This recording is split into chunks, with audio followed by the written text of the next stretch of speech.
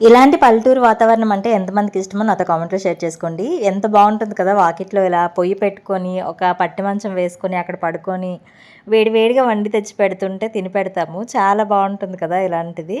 అలాగే మార్నింగ్ కూడా మనం లేవగానే మన సిటీస్‌లో హడావిడిగా ఏమీ ఉండదు. ఒకే ఇంటి చుట్టూ చూడండి ఎన్ని చెట్లున్నాయో, మనకైతే లిటరల్లీ బీచ్‌కి వెళ్తే గానీ ఇన్ని కొబ్బరి చెట్లయితే మన చుట్టూ కనిపించవు.